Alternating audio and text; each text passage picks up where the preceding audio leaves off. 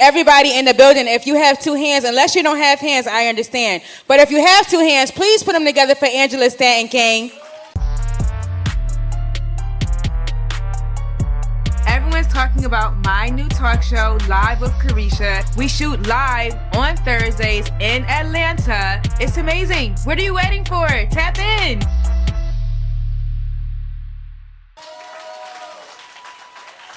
So welcome to the Live with Karisha Show, Queen. Before we get into the nitty-gritty, because we're going to get into the nitty-gritty, what would you say is the number one threat to the black community? Politics. Oh, okay. Dive in, explain. I mean, because we need to be people over party. I think a lot of us are divided because we want to choose a party and we become party over people. It's time for us to break away from Republican side, Democrat side altogether. We need to be independent in our thinking, and we need to vote for and put people in position that have receipts and have shown us that they're willing to invest in our community. So we all need to be people over party. I like that. So you're not agreeing with the Democrat, Republican Party, neither one of them? I've done it all. You know, I grew up Democrat, then I Right. became a Republican, and then I went with RFK, and I'm independent, and I love being independent because it allows me to critique both sides. It allows me to see the good and the bad in both sides, and it also allows me to stay grounded, to realize that I'm in this because of the people, not because of a party. I like that. Very well said. I can definitely agree with you on that one. Now, before we go further, in your earlier days, it was your godmom who encouraged you to go talk to Donald Trump. Now, many people in our community were very some of us can be a lot of closed-minded. We're diehard Democrats. We won't associate with the Republican Party. We probably wouldn't even go meet Donald Trump if we were told to go meet him. So how do you think your life would have changed if you never went to go take your godmom's advice and go meet with him? Well, for one, I got my total freedom through that, because one of the reasons that we are bound as a people is because we're caught up in this criminal justice system. So it's like, you know, you could go to prison and serve your time, something you did when you was 19, and turn around and you 40 years old and it's still impacting you. So if we ever truly want to be free as a people, we need to make sure that our name is out of their system, and we need to make sure that we're financially literate. So I think my life changed in a lot of ways, because whether people liked it or not, it did give me a platform, and it did show me in another light. I mean, I am somebody from the hood. I went from the prison all the way to the palace. I mean, I grew up right in Summerhill, 306 Ormond Street. So the story in itself is amazing. And when you get a call to go sit down and have a conversation with the president, that's not something that you turn down, regardless if it's Trump or Biden or whoever. I just used my story to make a difference, and he did not only give me a full and unconditional pardon, but he changed the law. He made it illegal for them to chain women to the bed during childbirth, and I think that's something that benefits us all. I totally agree. Yes. Make some noise. Well said. For those of y'all who don't know, she is also the founder of the American King Foundation, and she's a criminal justice advocate. So my question to you is, what policy changes do you believe are most urgently needed at the federal level to improve reentry and reduce mass incarceration? Not just the federal level, but the state level as well. Like if I've been to prison and I've served my time and I'm free, and all of my fines are paid, and I've paid my debt to society, then why am I still being labeled as a convicted felon? Let me be free. Because what happens is, when they walk around with these labels, then they put you in bars, in handcuffs that just can't be seen by the physical eye. It still holds you back. So number one on the list for me is, once a person has completed their sentence and is done, they're done. Like, I should not still have to be labeled a convicted felon 20 years after I've paid my debt to society. I agree. Clock it. What advice, in your own words, why do you feel like the incarceration rates are so high amongst black men? We know why. I mean, it's because of the 94 crime bill that was written and passed by Joe Biden, mass incarceration. And then we also know that stereotypes are real, and racism is real. Like, usually when you think about black people, you think, unfortunately, and I don't like to say this because I keep us uplifted all the time, but a lot of people, their mindset is, when you see black, you think the lowest of the lowest, or sometimes when you see white, that white is supposed to be right, and that's not always the case. So definitely stereotypes and bills that have impacted us because of the color of our skin. So the 95 crime bill was never reversed. 94 crime bill. It 94 was crime bill. reversed. It was reversed by President Trump with the passing of the First Step Act. And a lot of people don't know that, and the media does not tell that. But we need to understand that while we are fighting to reunite families at the border, shit, we need to reunite the families in the border, our own families. Why do you feel like people aren't really marketing the good things that Trump has done? Because I didn't even know he reversed that crime bill. Because it's a political game, because they have to keep us controlled by our emotions. Because if I can control your emotion, then I can control your vote. If I can tell you that Donald Trump is a racist, then, and you believe that, then I can get you to vote for me regardless of what legislation I'm passing or pushing through, whether it benefits you or not. Because, like I said, they're voting for the person and not necessarily the party. Well said. I want to change gears a little bit and talk about your time working under Robert F. Kennedy. Talk about your day-to-day duties with him as his advisor, right? Yeah, not only advising him on certain issues, but helping to schedule some of his visits, doing some of his PR, helping to write some of his policies. More Choices, More Life was a policy that I was heavily involved in. Also making sure that not only he was educated, but that he went and got the information and educated me on what's happening with the maternal health crisis, making sure that that's something that they take up at the HHS. So for me, my life has been nothing short of amazing, to be able to have access to not only the King family, but the Trump family and the Kennedy family, regardless of how people feel about them. Those are three legacies, and all the work that I've done with each one of those people has been to better our community. And do you still work for Robert F. Kennedy today? I work directly with Robert F. Kennedy. Robert F. Kennedy has become kind of like my dad. I'm one of those kids he's just took up under his wing, and we developed a very personal relationship because he's worked most of his career, if you look up Robert F. Kennedy and who he is, has been spent on exposing medical apartheid and what they have done to our community, you know, through medical practices. So this is something that's very dear to his heart. And I was somebody that ran his black engagement. He know how serious I am about the community, and I just love who he is. I love his family. I'm connected to his family, to the Trump family, to the King family. To know me is to love me, and regardless of what people say in the media, they are interested and invested in helping our communities get better. And speaking of, very well said, speaking of the media, I watched a past interview that you did with Roland Martin where you guys were debating a commercial ad during the Trump campaign. So my question to you is, I feel like you guys got into a debate about the ad that you guys were talking about, but in your words, what is a good network or reputable source for media news that you know is giving 100% facts? I wish I could give them one. I mean, you got to get online now and do your own research. Like, you really can't believe.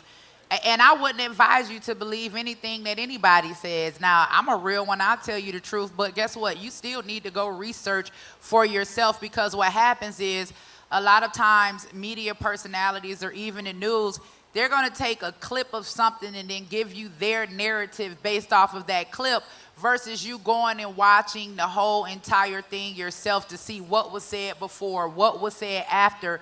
So the best source of news is your own personal research. We're just in a day and age where people can say and do anything and put anything on social media without it even fact checking, so you guys have to do your own research. I love it. Let's dive into the babies and Planned Parenthood, something you're very, very big on. First, what are your personal hopes for the Planned Parenthood and mothers across the U.S.? What's a Planned Parenthood mother? Well, not a Planned Parenthood mother. Like, what's your thoughts for both Planned Parenthood and mothers across the U.S.? Well, I mean, a lot of people, if you know who Angela Stanton is, this is not going to shock you. But if you don't know who Angela Stanton King is, I want every Planned Parenthood across the nation closed down. Because when you think about their strategic placement, 80% of their clinics are in our communities. And I ask people all the time, If abortion is such a good thing for the black community, then why they don't have any abortion clinics at the border? Why they don't have any abortion clinics in white wealthy communities, right? It's population control. And it goes beyond just abortion. It's what they're doing with the remains of the babies afterwards. Like, it's a sick, twisted thing. It was legalized. It was a way to keep our numbers down. Since abortion was legalized in 1973, we've remained at 13% of the population. We have not grown. And we can never be the majority if we are the minority. And it's just a message that I'm never gonna stop preaching, because like most of us my age, we were raised with abortion being legal. So a lot of us don't see nothing wrong with it because it's just been legal. It's been a part of life. But at one point, slavery was legal too. So when you begin to break down Planned Parenthood, the founder, who Margaret Sanger was, what their intention was to basically eradicate the black community. They wanted to get rid of us. Right. And that's why we don't see the KKK no more, right? They don't have to show up to our door in hoods anymore because they've convinced us to terminate life before it even begins. I got some facts. I got some research I pulled up, and I want to get your thoughts on this. According to the NCRC, the black wealth gap in the U.S. is substantial and persistent. In terms of average wealth in 2022, the average wealth for white households was $1.5 million compared to $352,000 million for black households. 40% of black mothers were single compared to only 14% of white mothers. So would it be safe to explore that abortions are not the main issue and that fathers and black men in the household would aid with both the income gap and, the black community rising up? I mean, I'm gonna put the blame on all things. We need to touch every issue if we really want to be about, that saying Black Lives Matter. We could torch it over to the black men and we can blame them. But at the end of the day, you can't get black life without a black man, right? I've said this before. Take Kimora Lee Simmons as example. Kimora Lee Simmons got 4 kids, right? I think one of them white, one of them Mexican, I don't know. One of them might be Italian, one of them might be black. You can't get black life. As a black woman, yeah, we black, but you came from a black man, right? Black life comes from a black man, so we can't throw the black man away, abort the black baby, transition our sons, and then think that we saving black life. That ain't how that works. Right, and I'm not here to argue with you. I am definitely in support of everything you're saying, and I feel like we can't just rely on Angela to fight the good fight for all of us. If you're gonna be on the forefront for babies and the black community and keeping our children, then we need another Angela on the forefront for the incarceration. We need another Angela on the forefront for black men being at home. But I'm just trying to understand where you're going with the situation about abortions, when I feel like that's like a bigger problem, though, because abortions is a big deal, but we really need black men at home with these wives. Well, you can't get black men if you're going to abort them. He got to be born first, and then after he born, he got to remain a black man. You can't transition him. You can't chemically castrate them, right? We have a job to do. We birth black men, right? So if we want black men back in the home, if we have to begin to respect. If we want to restore the value of black life, it begins in the womb. We all have to do our part. Like, this ain't a part where we can toss the ball. Like, we gotta come together and make this shit happen. And we all need each other. We need the mama, we need the daddy, and we need the babies. Because guess what? We ain't gonna live forever. Right. You know what I'm saying? 20, 30 years from now, I may not be able to sit on this stage, but guess what? I brought 5 lives into this world to carry the torch. We have a responsibility to reproduce, to protect, to maintain, to preserve black life. I love it. 100% love it. I love it. I love it. So before we leave off that subject, now with the amount of mothers who are raising children, how can we fix that area where they're going to have these babies like without men with them? Well, that's why. And listen, a lot of people tell you, they'll say, "Oh, well, you don't need to bring the baby into the world if you a single mama or if the daddy ain't gonna be there." But You could have a baby and be married and the daddy get in a car wreck and die the same day, right? Or you could be with the daddy and he could die the next day, right?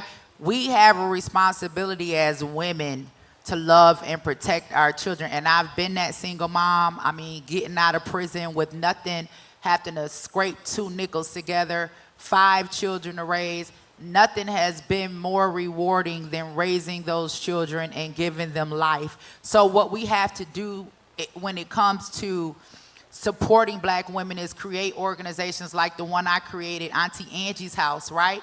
And I want an Auntie Angie's House everywhere there's a Planned Parenthood, because the question is, in our community, are you really giving them a choice if Planned Parenthood is the only place that they have to go? What if she want to keep the baby? Why can't we have a center across the street where she can go there and we can help her until she get on her feet? Because I've saved, to this day, 94 babies just through my advocacy. This is just giving these women support. And they weren't bums, like they just needed help for a little bit. Sometimes you 9 months pregnant, maybe you can't work. Right. Maybe the baby daddy did leave. Well, that's what it means when it takes a village, right?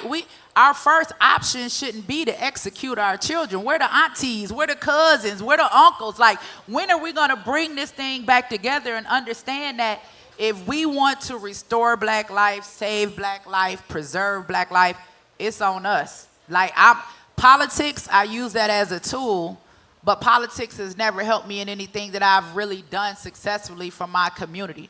Like, we don't need politics to fix our community. We can do it ourselves.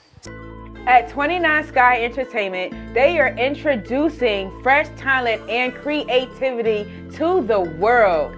They offer innovative services in marketing, artist development, management, and more. So make sure you follow 29 Sky Entertainment on all social media platforms. They also offer security and truck and Ubering services.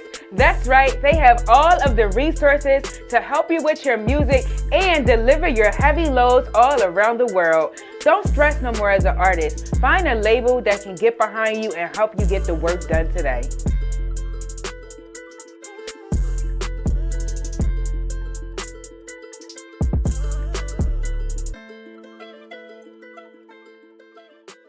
So, well said. Auntie Angie's, how many locations are there? Right now we have 2 locations and we're working on our 3rd in Dallas, Texas. And congratulations. What can we do to help and support and get more locations in all inner cities? Well, if we're gonna be honest, I mean, funding. Of course, this stuff, it takes money, and because what I do is so controversial, I don't get funding from the government, because you can't come to Auntie Angie's house talking about you a woman, but you really a man, and you pregnant and you ain't pregnant. Some shit I just not going for. You know what I'm saying? But I'm here for the women in our community that need the help that they need. So I need the community to help us. Like, imagine if 1 million of us got together and just donated $5 a month. Do you know how many babies and how many lives that we could save? We have the power in our community to make things better. And when we do that is when we stop fighting over politics. Right. Well, right? Sir. I'm not your enemy, baby, because Auntie wants you to keep the baby. Okay? I'm not your enemy because I want to make sure that you financially stable so you'll be able to raise that baby and give that baby the life that they deserve. A black woman telling you keep the baby is not your enemy. Like, they going around talking about I'm anti-abortion. Okay, so you anti-life? What are we doing? See, I agree with you. I do. But what if a woman really just doesn't feel like she's ready to have a child? Close your legs, suck dick, swallow, jack. You can do all of that. Like, you got options. Oh my God. Get on birth control. The choice is to be made before the baby, because see, once that life is created, there's only one way to end it. It don't matter if you 2 days pregnant or 9 months pregnant. Once that life has been created, there's only one way to end it. And we can sit up here and debate all day or whether or not it's a baby, it's a fetus. If it wasn't alive, you wouldn't need an abortion to kill it. Dead things do not grow, okay? And any woman in here that has had it, like, we all got here the same way. Our mama had to get pregnant, right? It's lifespan development. You go from being an embryo to a fetus, to an infant, to whatever you want, a baby, a toddler, an adolescent, an adult. It is lifespan development, just like a tadpole. He's a tadpole before he becomes a frog.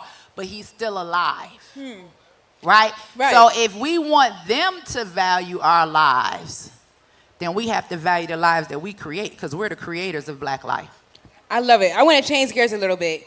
So what advice would you offer to a parent experiencing a child who wants to transition?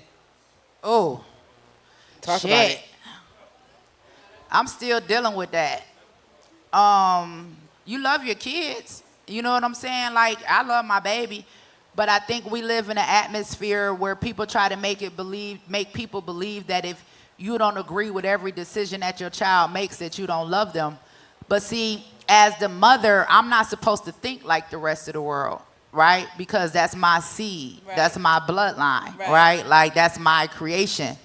And I think that when it comes to the transition issue, like, I don't know how much it's been studied. You know what I'm saying? Like, what are the results? What happens 20, 30 years from now? It's scary for me as a parent to endure something like that. And then not only that, like, okay, so for instance, I had my baby. I raised my baby for 18 years as a boy, right? And then Right. and when you turn 19, you decide to say that you're a girl. That's almost like a death, right? That's almost like losing a child. Like, you forcing me and you telling me that other person doesn't exist and I have to accept this person. I'm real. What if I don't like the new person? You know what I'm saying? Like, what if you a ratchet motherfucker? You know what I'm saying? Like, I'm just saying, When this happened, what was going through your head? Like, how do you process that? Because I seen what that. I did was, as a parent, first of all, I used my wisdom from having to experience raising a gay child. Because for me, at first, it was like, okay, I knew he was going to be gay. You know what I'm saying? Because I saw the signs. And I was already willing to accept that, right? You being a gay male. But when you come tell me and look me in my face and tell me you're a woman, that's some different shit, right? Because you can be gay and be a man. But when you say that you a woman and you born in the wrong body, that's something else. So what I did was I sent myself back to school. I went and got my bachelor's in psychology. I wanted to learn about the mind. I wanted to learn about gender dysphoria. I wanted to learn about body development and all of those things. And at the end of the day, I think my job as a parent, my job was to carry my baby, raise him, give him life so that he could have a choice, right? And live however he wants to live. And one of the things that I thank God for, you know, is that at least my son can actually pass for a woman. Because a lot of these niggas don't look good. They look like silverback gorillas. They size 17 shoe, they backs hairy and wide and shit. At least my baby looks good. So you have to find the good and he's successful. And guess what? He has a choice. I didn't abort him, right? You didn't abort him. And so for all of the women, all the people good. that want to say, I don't accept my kid, where's yours? I love it. I love it. Now let me change gears again. Why you didn't ask Donald Trump for our reparations, Queen? Why y'all ain't asked Joe Biden and Kamala for reparations? Oh my God. I mean, Joe Biden and Kamala was in office for 4 years. They ran on a whole, like, Donald Trump ain't never promised reparations. But Kamala Harris and Joe Biden, that's what I be saying about the politics shit, right? Like, I'm for reparations, whoever want to pass them. I don't think we ever gonna get them, right? They feel like our reparations is abortion. That's why Kamala ran a whole campaign and did an HBCU tour on reproductive rights, because they feel like our reparations is abortion. Like, that's why we can't get reparations, because we keep asking them for a right to kill the kids that we can't take care of. So what I'm gonna give you money for? You gonna go abort it anyway. You don't need no money. How do you think she would have turned out as a president if she would have got into the office instead of Trump? Man, I think we would have lost a whole generation. Child. Man, we would have lost it. It wouldn't have been no turning back, man. You know, if any time, listen, and I listen to Meg Thee Stallion and I listen to Cardi, I'm guilty, okay? But anytime you are running a presidential campaign on abortion, how can we in one voice say, okay, we tired of racism, but vote to abort our own bloodline, our own children, our own race? This is all they offered us, and I think that's why a lot of us woke up, because we deserve more than abortion. Like, during the DNC, they took a whole Hot Wheels abortion bus to Chicago and was performing live abortions on site, but I ain't seen not one abortion clinic at the border. Performing? They had a bus out there. It was women going in and coming out. They was for giving abortions? They had an abortion Hot Wheels bus. They was doing live abortions during the DNC. And what I'm saying is, like, you can't go on an HBCU tour and telling young black women they need to feel freedom and liberation in aborting their children, and then you opening the border for all of these other people to come here to get everything that they need. Like, offer us the same resources you offering the people at the border. Take the abortion clinics out the black community and put them at the border. It'll help with the border control crisis. But when I say that, people look and be like, oh, you're a racist. Oh, you want to abort the Mexican. Well, y'all don't feel that way about abortion clinics in our community. Well said. What's your thoughts on ICE and the border patrol going on?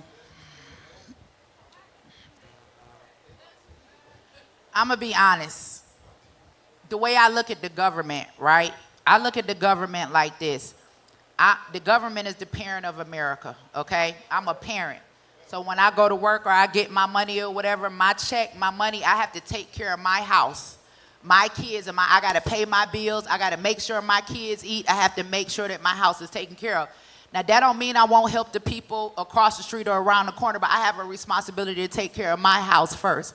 When it comes to the American government, they have a responsibility to take care of the American women first. You're not going to tell me that black women are dying from giving birth to their children because of low quality health care. You're not going to tell me that when I go downtown, I got to step over 100 homeless people who happen to be black, okay, just to get into the courthouse or get into the church. You don't have any resources for these people, right, but you want to keep the border open and keep allowing it. Take care of home first, right?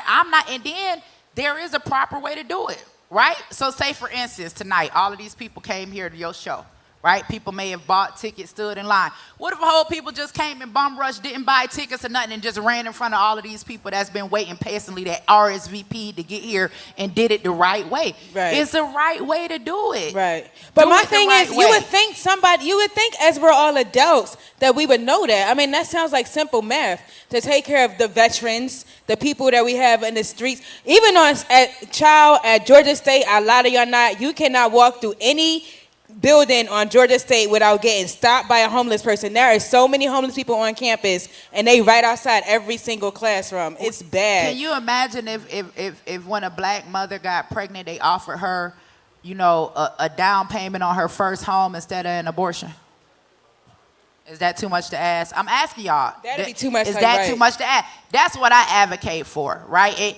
And if they want to fight for abortion, that's on them. But what Auntie Angie is advocating for, I'm advocating for us to be in a position to have our children, raise our children, protect our children, give our children the life that they deserve. Because once you got a whole generation of women that's going to choose abortion first, we lost.